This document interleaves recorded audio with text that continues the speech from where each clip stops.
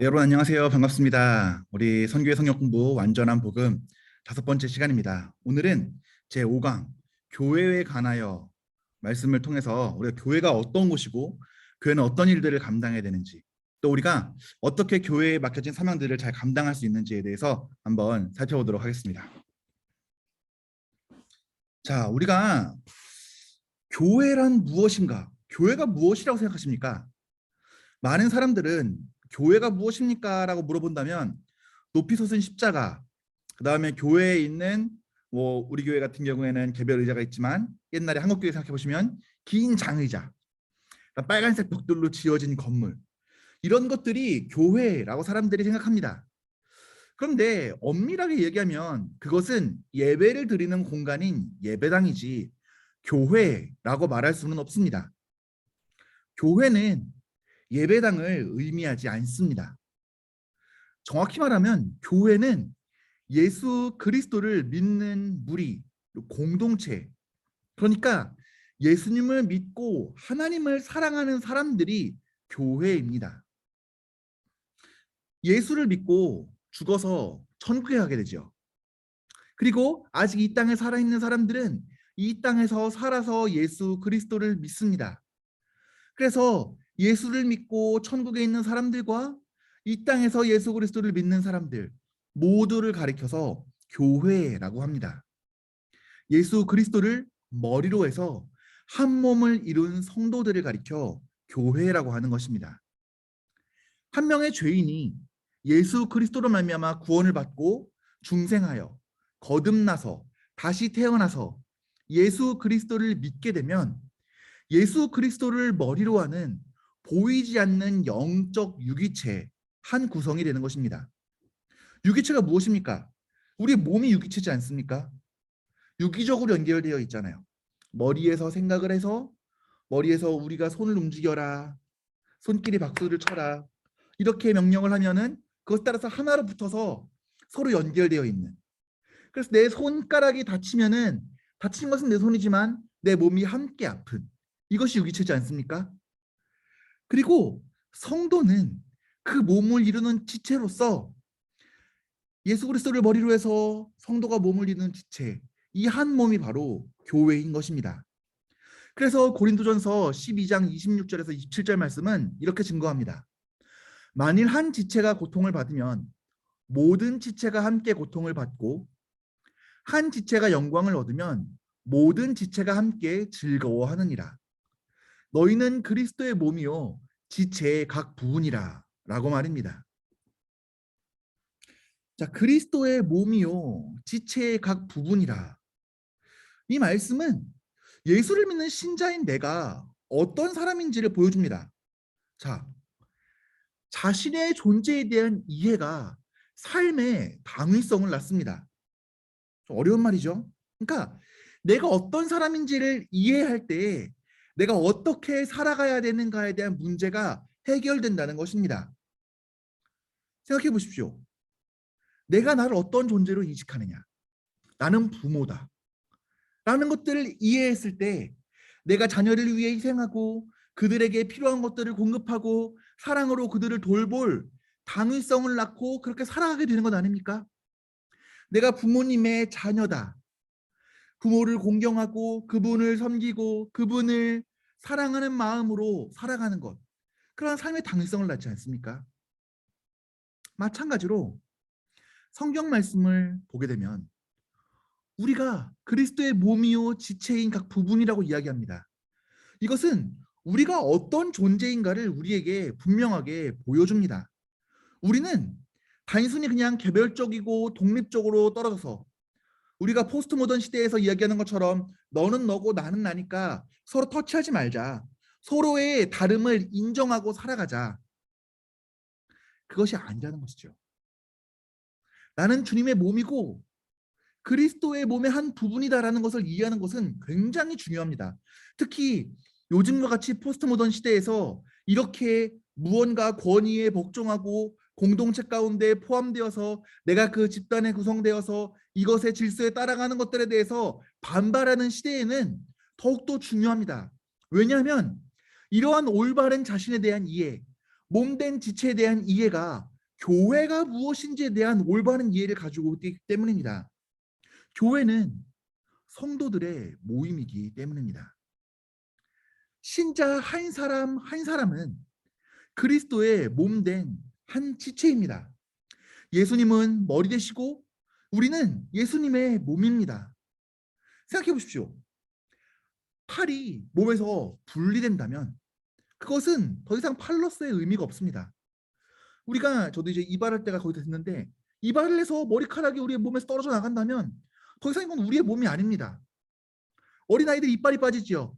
전이가 이빨에 우리가 있을 때는 우리 한 몸이지만 이빨이 떨어져 나간다면 그것은 더 이상 나의 몸이 아닙니다. 우리가 불의의 사고를 당해서 한 지체를 잃게 되었을 때, 손가락을 다치거나 귀를 다치거나 다른 부분을 다쳐서 그 부분이 더 이상 나의 몸에 붙어있지 않게 되었을 때, 그것은 더 이상 나의 몸으로서의 의미도 기능도 가치도 할 수 없는 것이죠. 손가락이 절단되어서 더 이상 나의 몸이 아닐 때, 그 떨어진 손가락을 내가 머리에 생각한들 그것이 움직여서 나의 뜻대로 함께 동조합니까? 떨어진 손가락에 바늘로 찌른다 한들 내 몸이 그 고통을 함께 느낍니까? 아니지요. 근데 다시금 그 손가락이 수술을 해서 내 손가락으로 다시 붙였다고 생각해 보십시오. 다시 한 몸 된 지체가 되었을 때에는 여전히 그 손가락에 바늘을 찌르면 내가 함께 고통을 느끼고, 그 손가락으로 좋은 것들을 만지거나 쓰다듬거나 할 때 이 부드러운 감각, 그 다음에 포근한 감각을 함께 느낍니다. 이처럼 주님의 몸을 떠난 지체는 지체로서의 의미와 가치가 없습니다. 우리의 존재는 주님의 몸된 그 몸의 한 부분으로서만 존재와 의미와 가치를 지닙니다. 우리가 그리스도인이 되었다고 하는 것은 머리 대신 예수 그리스도를 떠나서 더 이상 따로는 존재할 수 없는 사람이다라는 것입니다. 그리스도인들은 오직 주님의 몸의 한 부분으로서 존재하는 것이죠. 유교에서도 그렇고, 그다음에 그리스 사상을 보아서도 그렇고, 서구 많은 사상들을 보아도 한 개인은 그저 독립적인 존재로 봅니다. 자기 자신이 나의 노력으로 나를 완성시키며 나아가는 것이죠. 하지만 성경은 이러한 사상을 지지하지 않습니다. 우리는 주님의 몸의 한 지체입니다. 나는 독립적인 존재가 아니라 주님의 한 부분이요, 한 몸이요, 한 지체인 것이지요. 제가 방금 말씀드렸던 것처럼 손가락에 찔렸을 때 고통을 함께 느끼는 것처럼, 교회에서 한 지체가 고통을 받으면 모든 지체가 그 고통을 함께 누립니다. 왜냐하면 우리는 한 몸으로 연결된 유기적인 공동체입니다. 그렇기에 우리는 주님의 몸을 떠나서 존재할 수도 없고 삶의 의미와 가치를 지닐 수도 없습니다. 그렇다면 우리는 어떻게 우리가 주님의 몸된 지체로 존재하고 있는지 알 수 있을까요? 내 사랑하는 지체가, 한 교회 안에서 사랑하는 지체가 고통받고 힘들어하고 괴로워할 때 그 고통이 나와 아무런 상관이 없다면, 지체가 주님으로 말미암아 기뻐하고 즐거워하고 감사할 때 그 기쁨과 나와 아무 상관이 없다면 우리는 지체로서의 의미와 가치가 없는 삶을 살아가고 있는 것입니다. 이것은 병들어 있는 것입니다. 우리가 분명히 주님의 한 몸이었다면 지체들과 상관없이 살아갈 수가 없습니다. 만약에 정말 상관없이 살아가고 있다면 심각한 질병에 빠져서, 우리도 몸이 심각한 질병에 빠져서 마비가 되었을 때에는 고통을 느끼지 못하지 않습니까? 그러한 심각한 질병에 빠졌거나, 아니면 내가 이 교회에 함께 있다고 생각하지만 옷이 내 몸에 붙어있지만 나의 지체가 아닌 것처럼, 애초부터 내가 주님의 지체라고 착각하였을 뿐이지 나는 주님의 몸된 지체가 아닌 것입니다. 하나님께서는 우리를 주님의 한 몸으로 부르셨습니다. 나 혼자 잘 살고, 나 혼자 잘 믿고, 나 혼자 복 받고, 나 혼자 천국 가는 것, 이것은 성경에서 말하는 그리스도인의 삶이 아닙니다. 하나님께서는 우리를 주님의 몸으로 부르시고 함께 세워지게 하셨습니다. 그리스도를 믿는다는 것, 신앙은 한 사람, 우리의 눈에 보이는 헤브론 교회 한 교회, 이 한 교회만의 문제가 아닙니다. 그리스도를 믿는 이 신앙은 항상 주님의 몸된 교회, 그 영적인 유기체와 연결되어 있어 함께 더불어 세워지는 것입니다. 그렇기에 우리는 주님의 몸된 교회를 보며 세상의 머리이신 그리스도를 보고 그리스도를 바라보면서 그 몸된 교회를 바라보게 되는 것이죠. 그래서 우리가 우크라이나와 러시아 전쟁을 통해서 죽어가는 수많은 사람들, 그 불쌍한 사람들, 예수 그리스도를 믿으면서 고통받는 그리스도인들, 아직 그리스도를 알지 못한 채 고통받는 많은 사람들, 그들을 위해서 기도하고 간구하고 아파하는 것 아니겠습니까? 또한 우리가 전 세계에 퍼져 있는 선교 사역들 가운데 함께 동참하면서 우리가 한 번도 보지도 못하고 그리고 우리가 만나보지도 못한 사람들을 돌보는 선교사님들을 후원하면서 그들의 아픔을 위해 함께 기도하고 기도의 제목들을 나누고 그들을 위해 중보하고 그들을 후원하는 것, 이것이 우리가 영적인 유기체로서 한 교회의 몸을 이루기 때문에 함께 아파하고 함께 기뻐하는 것입니다. 이것이 바로 그리스도를 머리로 하는 영적 유기체로서의 참된 교회입니다. 자, 그러면은 교회는 어떤 일들을 할까요? 우리가 교회의 일들을 하는 일들을 생각해 보면은 모여서 선교회 모임도 하고 원래회도 하고 예배도 드리고 찬양도 하고 많이 하는 것 같은데 교회의 본질적인 사역들은 어떤 것들이 있을까요? 마태복음 9장 35절에서 36절은 예수님께서 이 땅에 계실 때 어떤 일들을 감당하셨는지를 잘 나타내고 있습니다. 예수께서 모든 도시와 마을에 두루 다니사 그들의 회당에서 가르치시며 천국 복음을 전파하시며 모든 병과 모든 약한 것을 고치시니라. 무리를 보시고 불쌍히 여기시니 이는 그들이 목자 없는 양과 같이 고생하며 기진함이라. 자, 예수님께서 이 세상에 계실 때에는 가르치시는 일, 복음을 전파하시는 일, 병과 약한 것들을 고치시는 일, 그리고 그들을 불쌍히 여기시는 일들을 감당하셨습니다. 그리고 죄인들을 위해서 자신의 목숨을 십자가에 내어 죽으셨습니다. 죽으신 지 4일 만에 부활하셨고 부활하신 몸으로 제자들에게 나타나서 하나님 나라의 일들을 이야기해 주시고 가르쳐 주셨습니다. 또한 부활하신 후에 40일 동안 제자들과 함께 계시다가 많은 사람들이 보는 앞에서 하늘로 승천하셨고 그 후에 성령 하나님을 보내주실 것을 우리에게 약속해 주셨습니다. 예수께서 이제는 승천하셔서 떠나가셨지만 그 이후에 성령 하나님께서 신자들 안에 내주하시기 시작하셨습니다.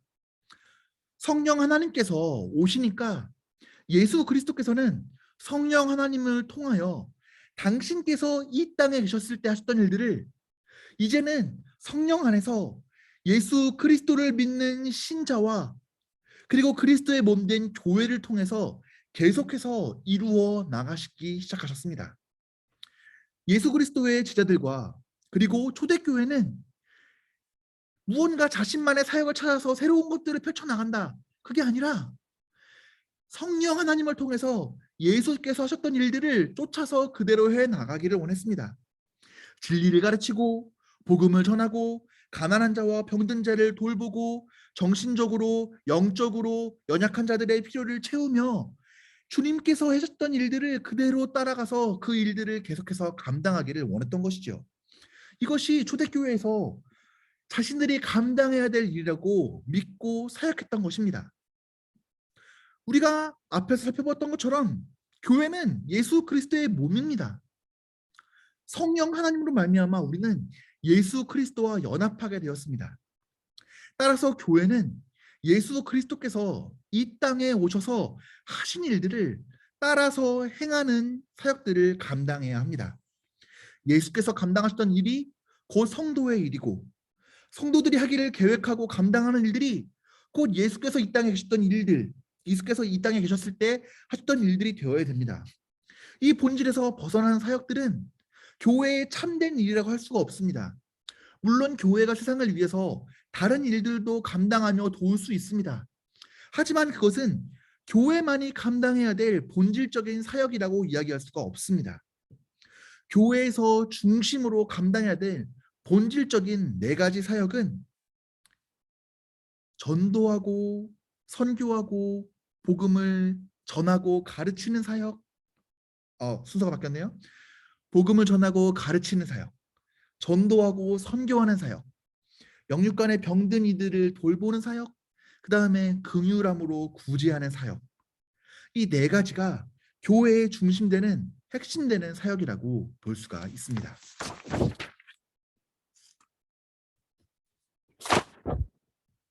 자, 네. 자, 교회에서 그런데 이러한 일들을 감당하기 위해서는 우리에게 필요한 힘이 필요합니다. 우리가 아무리 좋은 것들을 감당하려고 해도 우리 안에 주어지는 은혜가 없이는 이 모든 것들을 감당할 수 없습니다. 자, 근데 우리가 신앙생활을 하면서 가장 많이 사용하고 가장 많이 듣는 말 중에 하나가 이 은혜라는 말인데, 이 은혜는 어떤 뜻을 가지고 있을까요? 어떤 사람은 그냥 마음에 터치되고 감동받는 것을 은혜라고 얘기하는 사람이 있습니다. 무언가 내가 말씀을 듣는데 마음이 울컥하고 눈물이 쏟아졌다. 은혜 받았다. 근데 마음이 울컥하는 거를 은혜라고 하기에는 슬픈 드라마를 봐도 마음이 울컥하고, 무언가 애국심이 고취되는 거를 봐도 마음이 울컥한데, 그런데 우리가 드라마에 은혜 받았다, 우리가 애국가를 부르다 은혜 받았다, 이렇게 얘기하지 않지 않습니까? 은혜는 무슨 말일까요? 이 은혜는 하나님께서 베풀어 주시는 모든 좋은 것들을 의미합니다. 물론 예배 시간에 말씀을 들으면서 우리의 죄된 것들을 깨닫게 되고 마음에 감동이 주어지는 것도 은혜 중에 하나일 수 있습니다. 근데 은혜는 단순히 그러한 이모셔널한 터치만을 이야기하는 것이 아니라 하나님이 주시는 모든 좋은 것을 은혜라고 하는 것이죠. 그것을 받을 만한 자격과 공로가 없음에도 불구하고 하나님께서 죄인들에게 거저 베풀어 주시는 호의입니다. 우리는 이 은혜를 통해서 힘을 얻고 우리가 해야 될 일을 감당하며 나아갈 수가 있습니다. 우리를 힘들게 하는 환경과 상황이 바뀌지 않을 때에도 마음의 기쁨과 평안이 넘쳐나고 사람들을 향한 원망과 미움이 사라질 때 그 은혜를 통해 넉넉히 세상을 이기며 우리에게 맡겨진 것들을 감당하며 나아갈 수 있지 않습니까? 이것이 그리스도인이 겪는 놀라운 힘과 능력이지 않습니까? 그런데 우리가 받은 그 은혜 중에 가장 놀라운 것은 바로 예수 그리스도 그 자신입니다. 하나님께서는 자신의 아들을 아끼지 아니하시고 우리를 위하여 십자가에 못 박혀 죽게 하셨습니다. 그리고 살아나게 하셔서 그분을 통해 우리에게 생명을 허락하여 주신 것이지요. 아들을 통해 주신 하나님의 그 은혜는 무엇과도 비교할 수 없고 그 분명하게 우리에게 증거된 우리를 향한 하나님의 사랑입니다. 그런데 우리를 사랑하셔서 자신의 아들을 아끼지 아니하고 주신 하나님께서 그 모든 다른 것들을 우리에게 은혜로 주시지 아니하시겠습니까? 교회가 예수께서 감당하셨던 그 일들을 따라서 순종하면서 잘 감당하기 위해서는 이 은혜가 필요합니다. 하나님께서 죄인들에게 베풀어 주시는 하늘 자원인 은혜가 필요한 것입니다. 우리의 힘과 자원과 능력만으로는 예수님처럼 살아갈 수가 없습니다. 심지어 예수님 바로 옆에서 가르침을 받고 따라갔던 제자들조차도 자신의 힘과 능력으로 그 사역들을 감당하고자 했을 때에는 다 실패했습니다. 그렇기 때문에 하나님께서는 우리를 단순히 죄에서 구원하셨을 뿐만 아니라 지속적으로 하늘 자원을 공급해 주시는 방편을 마련해 주셨는데, 이것이 은혜의 방편입니다. 이 은혜의 방편 중에 가장 핵심되는 수단은 바로 하나님의 말씀인 성경입니다. 우리는 하나님의 말씀을 통해서 하늘 자원인 은혜를 공급받습니다. 강단에서 선명한 하나님 말씀이 선포되어질 때 우리는 은혜를 받습니다. 그래서 우리가 선포되어지는 하나님 말씀에 귀 기울여 듣는 것은 매우 중요합니다. 또한 우리가 각자 묵상의 시간을 통해서 말씀을 읽고 연구할 때에도 하나님께서 그 말씀의 은혜를 따라서 우리에게 하늘 자원을 공급해 주십니다. 근데 그 말씀이 우리에게 은혜가 되는 이유는 단순히 말씀을 열심히 공부한다고 해서 그 지식 자체가 우리에게 하나님의 자원을 공급해 주는 것이 아닙니다. 하나님을 믿지 않는 많은 사람들도 역사 안에서 경전 중에 좋은 것 중에 하나다. 좋은 말씀이다. 3대 성인 중에 한 명의 이야기다. 라고 해서 성경을 읽은 사람들이 있습니다. 그들에게 동일하게 하늘 자원이 주어졌을까요? 아닙니다. 그 말씀이 은혜가 되는 이유는 성령께서 우리 안에 역사하시기 때문입니다. 성령께서 진리의 말씀을 통해서 우리 안에 하나님의 은혜를 경험하게 하십니다. 그래서 말씀을 잘 귀 기울여 들을 때 그 말씀을 잘 듣기 위해서 기도할 뿐만 아니라 성령께서 그 말씀을 통해서 그 말씀을 우리 안에 비추어 주시기를 위해서 함께 기도해야 되는 것입니다. 그래서 성령께서 우리 안에서 역사하시면서 그 말씀을 우리 안에 비추시고 조명하시며 깨닫게 하시고 말씀대로 살아갈 마음을 주실 때 우리는 하나님께서 공급해 주시는 풍성한 은혜, 하늘 자원의 공급함을 경험할 수 있는 것입니다. 이처럼 교회가 사역을 잘 감당하기 위해서는 이 예배를 통해 공급해 주시는 하나님의 은혜가 필요합니다. 예배는 그냥 성경 말씀을 배우는 강의 시간이 아닙니다. 그렇다면 그냥 유튜브 보고 그리고 큐티책 보고 하나님 말씀 배우면 되는 것 아니겠습니까? 예배는 교회, 그리스도의 몸된 지체인 교회와 그 교회의 주인 되시는 예수 그리스도, 우리 안에 내주하시고 역사하시는 성령 하나님, 그리고 우리를 지으시고 창조하시고 다스리시는 성부 하나님, 이 삼위 하나님과 만나는 놀랍고 위대한 사건입니다. 성도는 예배를 통해서 하나님을 경배하고 찬양합니다. 그리고 하나님께서는 예배를 통해서 우리를 만져주시고 위로하시고 은혜를 공급해 주시는 것입니다. 그렇기 때문에 이렇게 하나님을 만나는 참된 예배가 우리 가운데 있을 때 교회, 예수 그리스도를 머리로 하는 성도, 이 교회는 하나님이 맡겨주신 예수 그리스도께서 감당하셨고 우리가 따라 감당해야 될 그 사역들을 감당하며 나아갈 수가 있는 것입니다. 그러면 이 은혜의 방편은 예배와 말씀밖에 없을까요? 아닙니다. 하나님께서는 그 외에 또 다른 은혜의 방편들을 우리에게 베풀어 주셨습니다.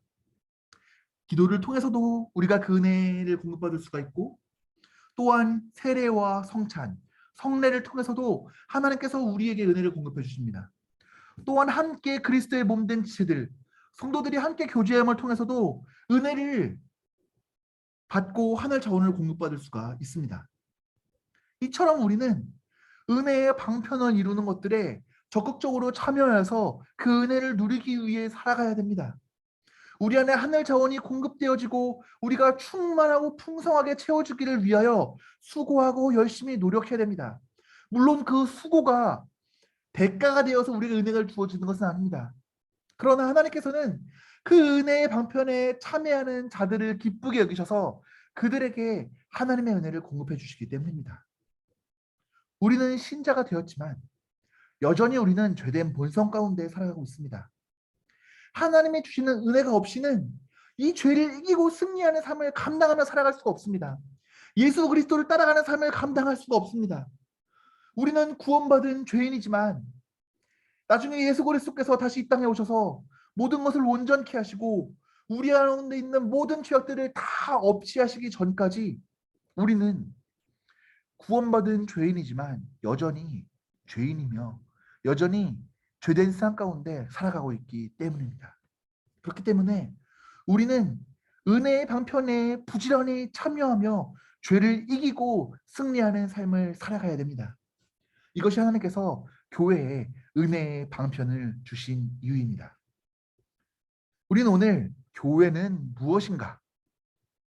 교회는 어떤 일들을 감당하는가? 교회가 그 일들을 감당하기 위해서 얻는 은혜, 그 은혜의 방편은 무엇인가? 이것에 대해 살펴보았습니다. 우리가 이것을 마음 가운데 잘 새기면서 나는 정말 예수 그리스도를 머리로 하는 몸된 지체, 교회의 몸된 지체로서 살아가고 있는가? 그리고 예수 그리스도께서 이 땅에 살아가시면서 감당하셨던 일들, 그 사역들을 내가 동참하며 그 사역들을 따라서 순종하며 나아가는데 내가 헌신하며 있는가? 그리고 그 일들을 잘 감당하기 위하여 은혜의 방편들을 열심히 구하고 있는가? 예배를 통하여 하나님과 만나는 사건의 경험을 통해서 하나님 말씀을 듣고 그 말씀을 알아감을 통해 내 마음의 은혜가 충분히 채워지고 있는가? 하나님께 기도하면서 또 세례와 성찬에 참여하면서 또한 함께 몸된 치들과의 교제를 통해서 그 은혜를 충분히 누리고 있는가 살펴보면서 교회가 무엇이며 교회인 나는 어떻게 살아가야 되는지를 마음 가운데 새기시는 여러분들이 되시기를 주님의 이름으로 축복합니다. 우리 다음 시간에는 선교의 성역 공부 마지막 시간으로서 우리의 종말 그 마지막 날이 무엇인가에 대해서 살펴보도록 하겠습니다. 우리 다음 주에 뵙겠습니다. 감사합니다.